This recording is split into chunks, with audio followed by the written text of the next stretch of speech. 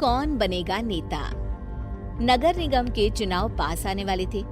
पूरे कानपुर शहर में टिकट को लेकर मारामारी शुरू थी, लेकिन सबसे ज्यादा चर्चा में वार्ड नंबर 40 की सीट थी।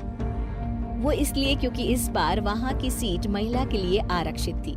अब सवाल ये था कि चुनाव लड़ेगा कौन। इससे पहले ठाकुर साहब वहां से पार्षद थे और इस बार उन्होंने अपनी पत्नी सीमा ठाकुर को टिकट दिलवाई और ठाकुर साहब की शान के कारण सीमा जी ने 20,000 वोटों से चुनाव जीत लिया।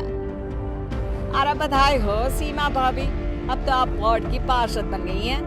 अब तो हमारे काम आप ही करवाएंगी। अरे ये तो सिर्फ नाम की पार्षद बनी है, वो तो महिला सीट आ गई, वरना पार्षद तो मुझे ही बनना था। अब भले ही चेहरा इसका होगा, लेकिन पावर तो मेरी ही होगी। अरे वाह भाई साहब, क्या दिमाग लगाया है आपने भी। आइए आप लोग, खाना लगा दिया है सबके लिए।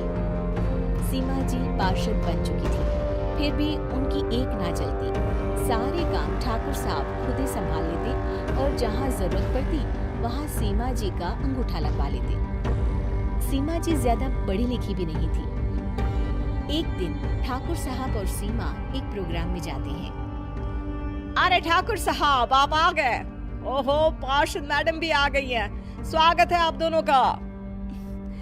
लगता है हमारे पार्षद फंड का सही इस्तेमाल हो रहा है। चलिए अब उद्घाटन करते हैं। ये लीजिए ठाकुर साहब कैची, आप ही सबसे पहले प्रवेश कीजिए। सब लोग आगे निकल जाते हैं और सीमा जी पार्षद होने के बावजूद भी पीछे खड़ी रह जाती हैं। वो देखती हैं कि वेलकम बोर्ड पर उनका नाम है, लेकिन महिला होने के कारण कोई उनका सम्मान नहीं कर रहा। अगले दिन एक आदमी उनके घर आता है। अरे ठाकुर साहब नमस्कार। कल ना हम नोटिस किए कि हमारा घर तो अवैध है और नगर निगम वाले उसे तोड़ने आ रहे हैं। अरे कुछ कीजिए ना ठाकुर साहब। देखो भाई, मैं तो ज्यादा कुछ कर नहीं सकता, पर अगर तुम सबकी जेब गर्म कर दो तो कुछ हो सकता है। कुल मिलाकर 4 लाख लगेंगे। अरे 4 लाख ठाकुर साहब?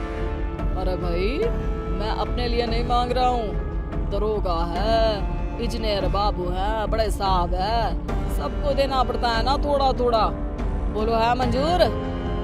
तभी वहाँ अचानक सीमा जी आ जाती है। अरे ये आप क्या कर रहे हैं? पहले इन्हीं लोगों से तो आपने वोट मांगे, अब इनसे ही पैसे ले रहे हो।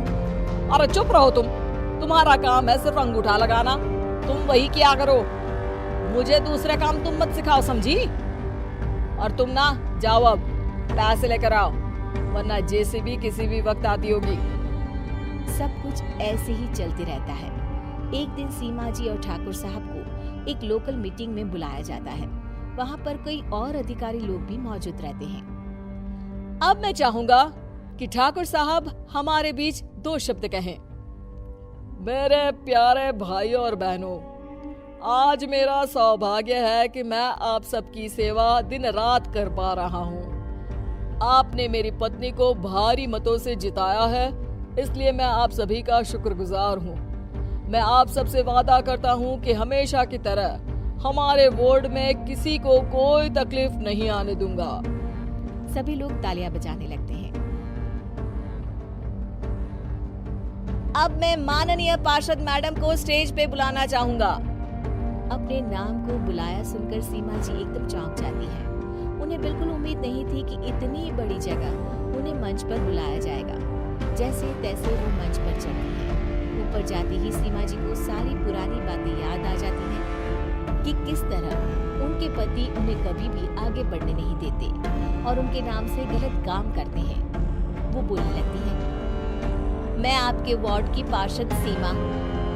आप में से बहुत कम लोग ही मुझे जानते होंगे, क्योंकि इससे पहले मुझे कभी ऐसा मौका ही नहीं मिला। सारे मौके मेरे पार्षद पति यानी आपके ठाकुर साहब ही लेते रहे, लेकिन आज ये मौका मुझे मिला है तो मैं इसे ऐसे ही नहीं जाने दूंगी। मैं आपको ये बताना चाहती हूँ कि आपके ठाकुर साहब मेरे नाम की आड़ में गैर कानूनी काम करते हैं, जिस पर अंगूठों के निशान मेरे होते थे। इसीलिए मैं अपनी गलती मानती हूँ और आज अपने पद से इस्तीफा देती हूँ, ताकि आगे से कोई गलत काम ना हो पाए।